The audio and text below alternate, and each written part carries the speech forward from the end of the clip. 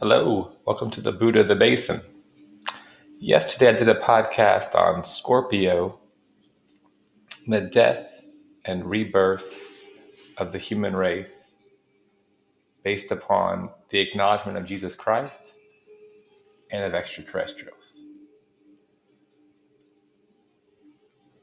And I'm not sure how well that's going to land, but I know that over the weekend I had very significant conversations with dear friends about this idea of being in service to others and of keeping your connection to the Holy Spirit so you can properly be engaged and aligned while serving others. And I was essentially shamed, for having been really over the past 20 years not nearly as committed to serving others as I have been with serving myself with, knowledge and awareness, but that becomes just a grotesque consumerism, a gorging, a binging of information, right? Binge watching a Netflix series on surviving death or near death experiences, or binge watching Candace Owens or Alex Jones, as I used to. I used to binge watch sports, and I still do on the weekends, football games. So it's kind of in terms of this radical honesty in Mercury retrograde, bringing that mental apparatus to reflect on oneself while one is just witnessing, because of this Saturn return aspect that I think all of us are going through, even though we're not all in the Saturn year 28 or 56. I do think in terms of our planetary civilization, we're going through a Saturn return cycle. What are our real values? What do we stand for? Have we built a life that is based upon those values? Are we living that life? Or are we trapped in the false self, caged in the beast cell, and just trying to satisfy the beast with short-term fixes for these long-term desires that, as I'm going on 45 years old, starts to become clear, may not realize some of them. Some were not meant to be, and some are just due to what?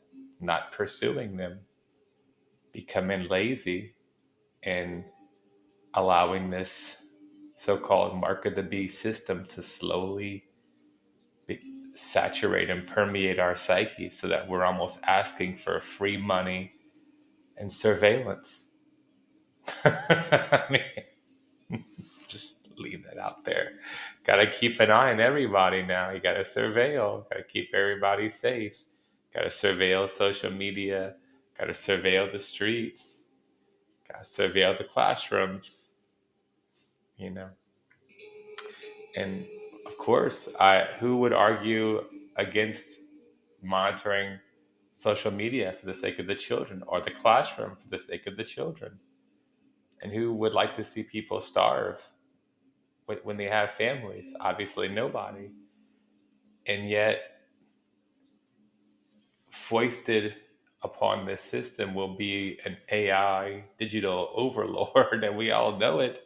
Next it'll be the air traffic controllers. Will soon replace them with the AI system, and the banking system. When we have the next banking collapse, we'll just blame the bankers and replace some of them too. Slowly but surely we'll be replacing people with automated processes and artificial intelligence, um, based systems, that crunch the numbers and require very minimal human oversight.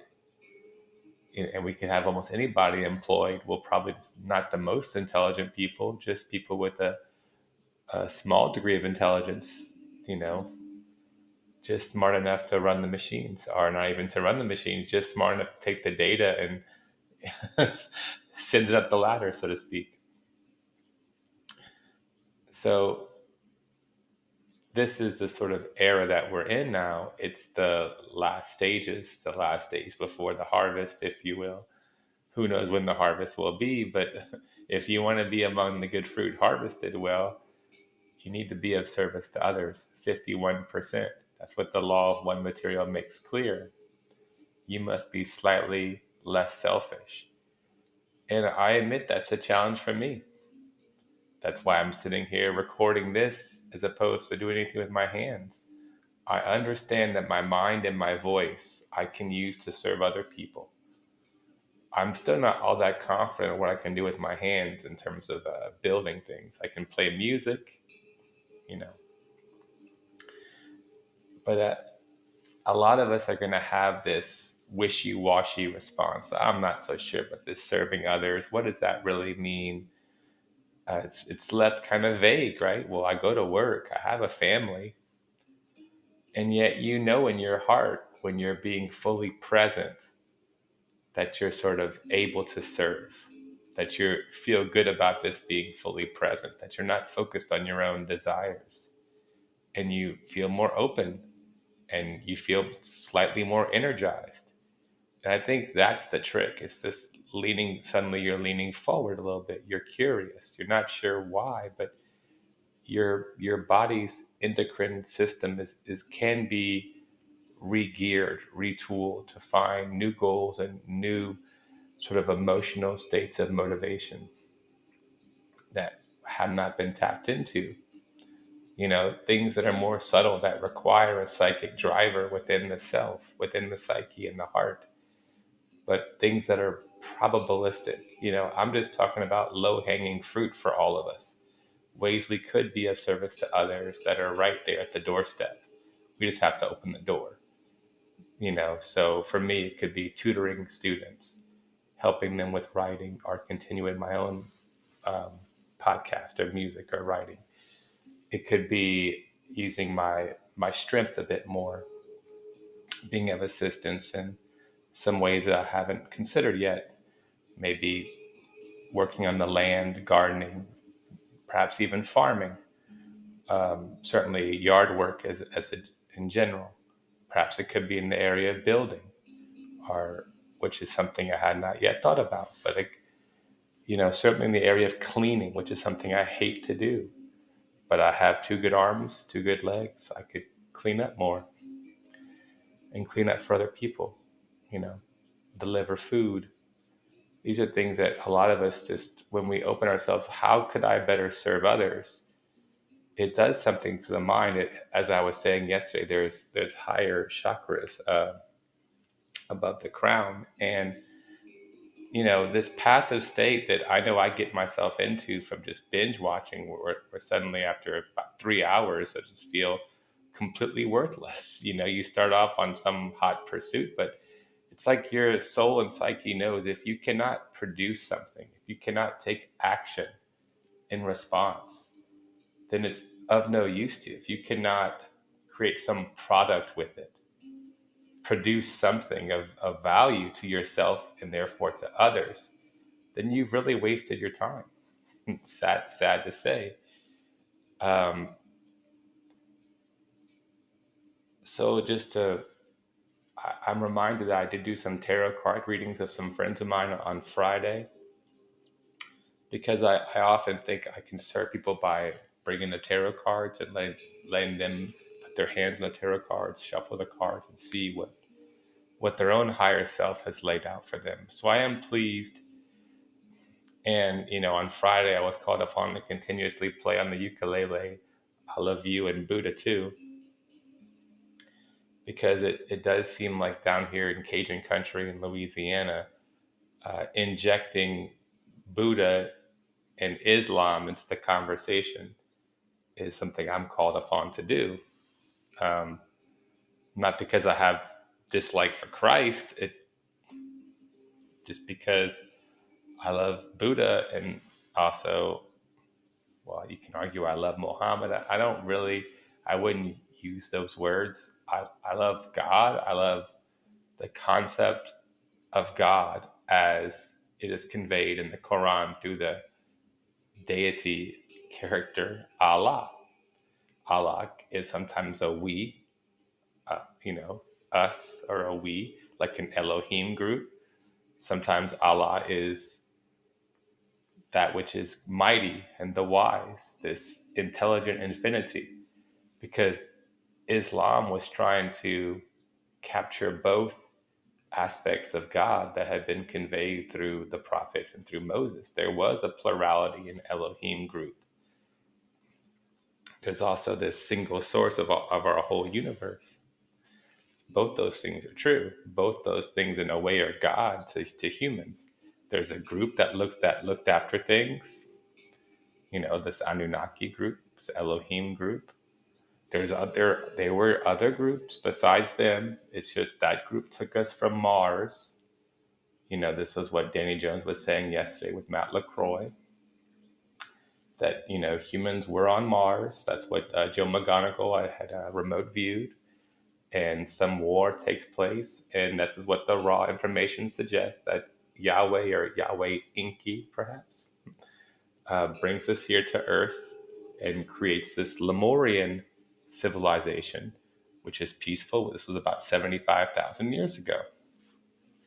Okay, that this is where supposedly we actually get our human start. Atlantis comes later. Lemuria sinks, according to the raw material, and then Atlantis sort of surfaces, one might say.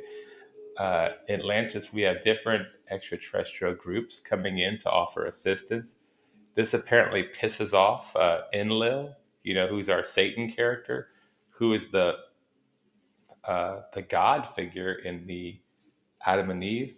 He walks in the cool of the garden. He's the one looking for Adam. He's the one upset because they've eaten the fruit, whereas Inky would have been the one to, as the snake, to offer them this knowledge, which Billy Meyer's group says was some kind of a iboga African, tree, like a hallucinogenic experience that Adam and Eve would have had, which would have opened their eyes. They would have seen their nakedness.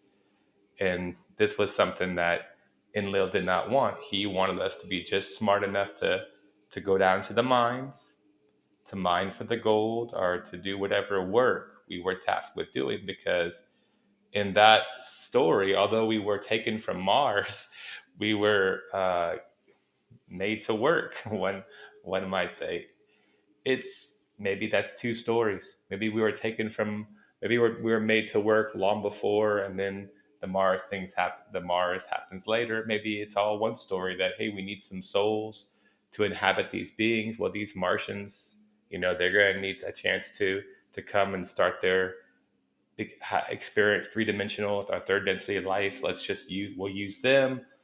And so it's somehow approved by this council on Saturn. It's allowed to take place. And yet, so other groups then get involved. Okay, well, we'll help them too. We'll send some of our own people to incarnate, and they'll volunteer, and we'll come and oversee our own little civilization of Atlantis. So the Ra group comes in. This Quetzalcoatl group comes in. We don't know if it's from Venus and then the Pleiades also, or what have you. It just multiple groups come in.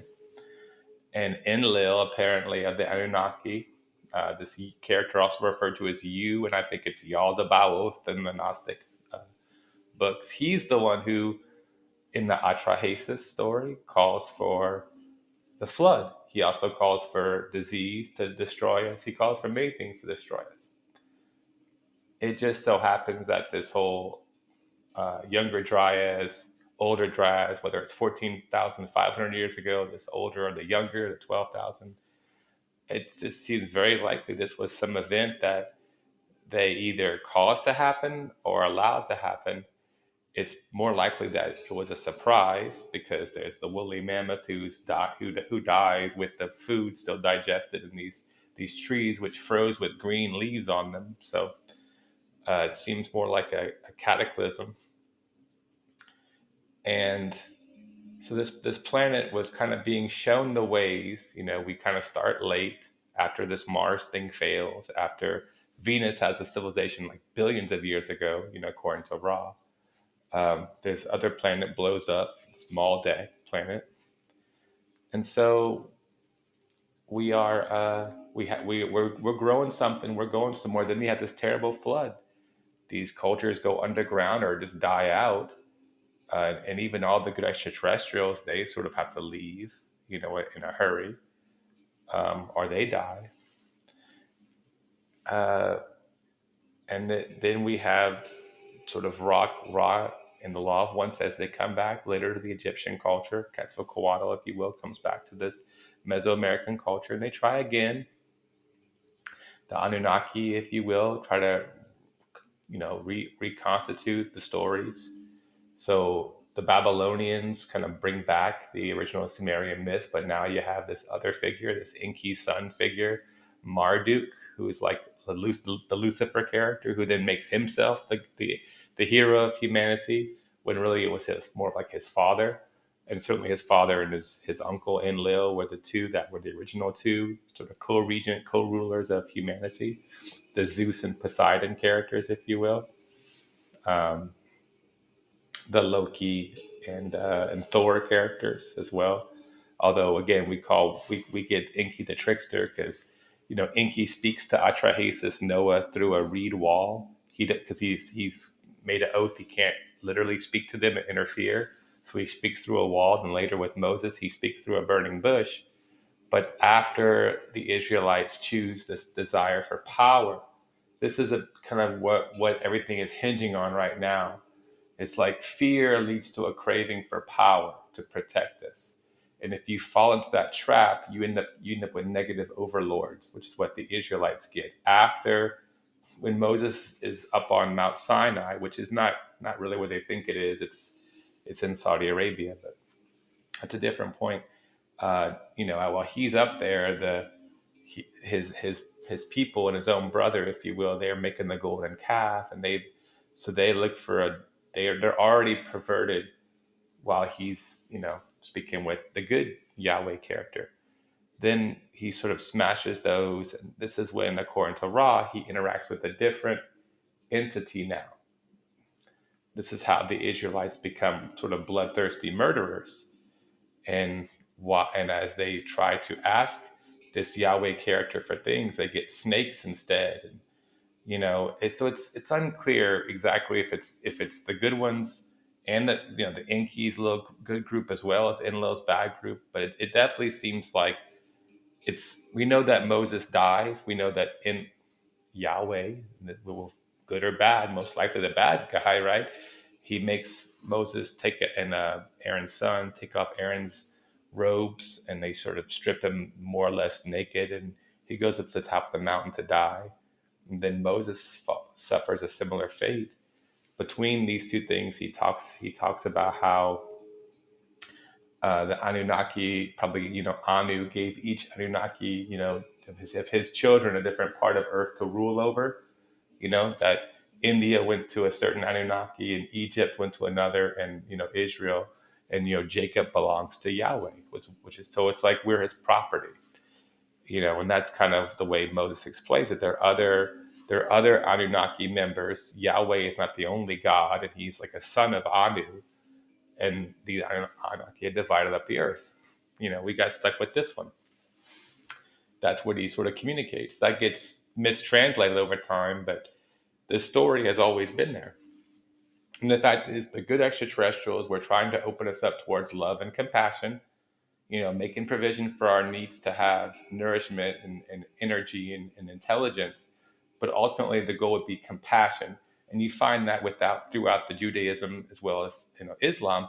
Usury is like a big example. Like you find it in the law of Moses. Don't charge interest. You find that once again in the Holy Quran. So it's like this, just one little simple example of how we're not following what the good Anunnaki, if you will, or Allah, Yahweh taught us, because we're still practicing usury, putting people into debt, putting students into debt, putting young families into debt. This money magic, and we know Jesus overturns the money changers. So he was being service to others when he was even being aggressive, when he was, agitating. That was still serving others. He didn't do that for selfish purposes.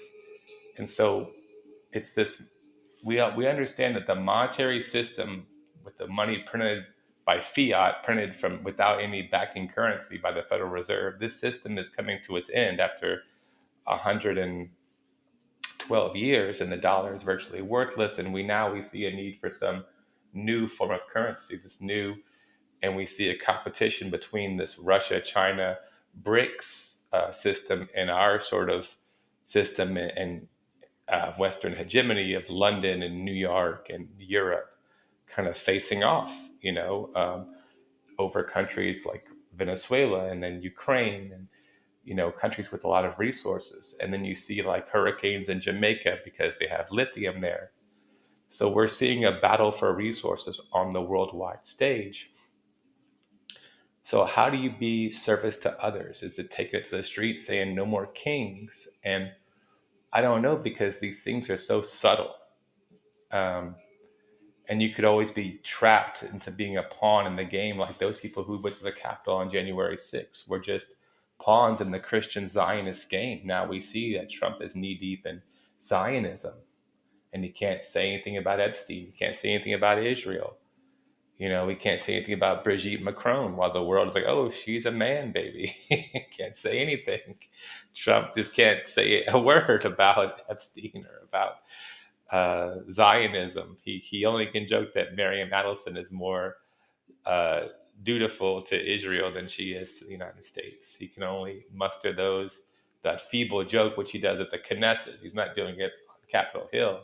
He's not doing it on the Jimmy Kimmel show, where it probably would be effective. He's doing it in Israel. It's for them, not for us. Israel first. And now we know about the Mormons and how the Mormon church, ever since 1840, supported Israel taking over Palestine, and just this weird sort of white supremacy, neo-Nazi thing that is like the last vestige. It's like the last thing to go. We can't. Charlie Kirk, he's like this martyr for this cause of just saying, well, this white supremacy makes no sense without the connection to Zionism. They're the white supremacists, the Zionists, not Jews per se, because there are plenty of Jews who don't support this, but the Zionists. And the Zionists aren't just Jews. They're not just Christians. They're A lot of the billionaires are Zionists because they just want a system of control. And that's what Gaza was under until they had their October 7th. They were under control. Then they were allowed to attack and kidnap so they could be totally exterminated. Not the soldiers, but the people. And that's what's happening now. Now we're being provoked as a human race, or in the United States certainly, with ICE and the shortages to come, and the budget deficits, and the government shutdown, and everything else. We're going to be thrown in each other's faces. But honesty and compassion are going to point us the way. That's what service to others means. You have that radical honesty with people. You care enough about them to serve them with the truth. And you have compassion, even if you're telling them that the vaccine is horrible, it's injuring people, it's continuing to kill, and that the weather is completely being controlled. I mean, I saw Dane Wigington just yesterday on Tucker. That's amazing. I was jubilant because it seemed like our mission is finally just about over. I mean, although Dane did not like Tucker using the term chemtrails on his masthead, he was very much, I'm sure, very much pleased. He feels he can probably, dare I say, die happy. I mean, this guy's been in the wilderness with this issue for 30 years, at least 25. I can recall Geoengineering Watch in 2007. So it's been a good 18 years for this issue of controlling the weather to go mainstream in 2025. So service to others is staying with these topics, not in a way that is hurtful or argumentative, but just staying aware of the suffering and always being prepared to alleviate somebody else's suffering, at least by sharing with them information that could help them be prepared for the future. Whether it's telling the young mothers, don't give your kids all these vaccines. If you must, do one at a time. But the studies show less is more. Less is more health. You know, if I had to do it all over again, neither of my kids would have had any shots at all. So, but I don't mean that I'm losing my service to others. I could feel I'm losing my crown chakra engagement. Don't mean to get defeated or get water myself down. There's no need. Everything is on the up and up, and everything is happening now. You have Candace Owens, #1 podcast, Dane Wigington on Tucker Carlson, David Icke back on YouTube. So draining the energy of children as part of the child sacrifice ritual is going to be finally and fully exposed. This non-human force, it needs to be examined. There was a non-human force that was behind the CIA's mind control with Jim Jones and Charles Manson. Can we give these young people enough drugs and suggestions to make them want to kill themselves or kill others? It's still happening. Can we mind control enough people to take a product that will sterilize them? You know, that's the level of inhumanity we see, because up until recently, I will take the positive view of Elena Denon. The gray extraterrestrials were creating a hybrid race, and we're going to give this planet to this hybrid race. They were going to eliminate all of us and slowly but surely bring in the hybrids that they would interface with to control the planet, and while they kind of were over above them. I hoped. I mean, that's what Whitney Strieber and that's what John Mack was pursuing when he died in that car accident. That's what Whitney Strieber has continued on the track of putting out there. That's what Elena Denon is suggesting was the plan, to use computers, if you will. We would see our greatest potential future possibility for technology and mind expansion all coming through computers. I watched the Explorers. Our key to anti gravity would be through computers. Our key to consciousness breakthroughs, computers. And we were fed all this because the computer is a great way to surveil us and to, you know, to spy on us. It's we give all of our data and information to DARPANet, to Facebook, and to Facebook and Google are CIA products. They want to capture our data, create a digital twin, and then essentially let that digital twin be given full access to all of our bodily information. And then that's the account that gets paid, if you will, this digital avatar version of ourselves that will be the minder for us. Like, hey, man, you better stop. You just turn that off. It will just turn it off for us. I was telling my wife, it'll turn off our connection to whatever it is we're trying to connect to, whether it's within us or on the internet. So service to others means this is not really going to happen. I don't believe this whole thing comes to fruition. I don't know how or what will stop this event. If it's Russia, as Edgar Casey foresaw, the country of Russia is not moving towards this digital plan. Seems like China might be, but Russia isn't. So maybe that's why Russia had to be destroyed at all cost. I also think the Albert Pike plan was at play, trying to bring in Islam and smash Christian Zionism against Islam to defeat all of these, to defeat the monotheistic religions all and turn us off of all the religions and prepare the way for the one world worship of Lucifer. That's what Albert Pike had suggested, to bring in the communists, the Islam, Zionism, and just smash them all together. So you have us going to war with China, the communists, going to war against Iran, Islam, morally and spiritually and economically defeating us. So we're desperate. We'll turn to anything. And here comes this digital new world order. Maybe we got Prince William going to be anointed as king at some point. We'll get this new world king, so that still was, I still think that's the plan. Um, the owning the weather by 2025, check. The weather is completely controlled and owned. They gave us a little freeze in Louisiana, 32 last night. Earlier freeze than usual. Nothing to see here. The weather is obviously fine. Climate, this global warming, no, don't worry about that. So remember, service to self, it is seeking the truth, but it's active.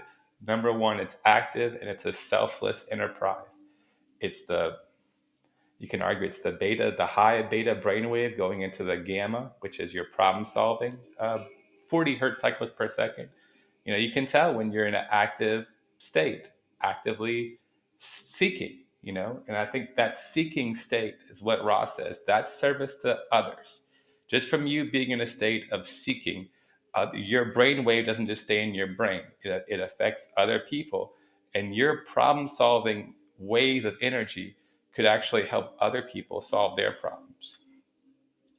So just because you're in a room with a computer, but you're actively trying to be of service to others, and you're not feeling any extra fear or aggression as you try to solve this problem. You're not trying to make the answer conform to pre-existing expectations. You're open to your gut and intuition in your heart to give you the answer.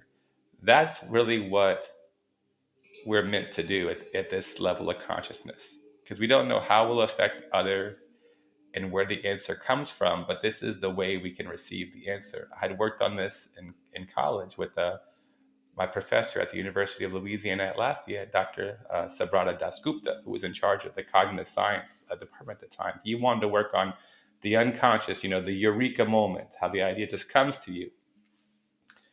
And we all know it's true.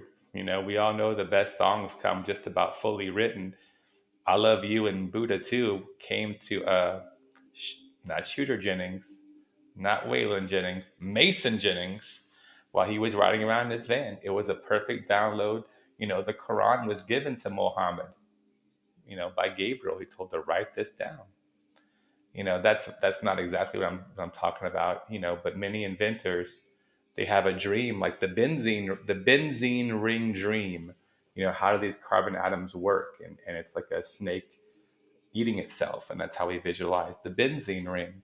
And these benzene rings are related to our human consciousness. That's what Stuart Hameroff was describing with his work on anesthesia and these gases, which form these benzene rings, which can seemingly turn off our consciousness. So other parts of the brain is still working, but consciousness goes out. This aromatic aspect of consciousness.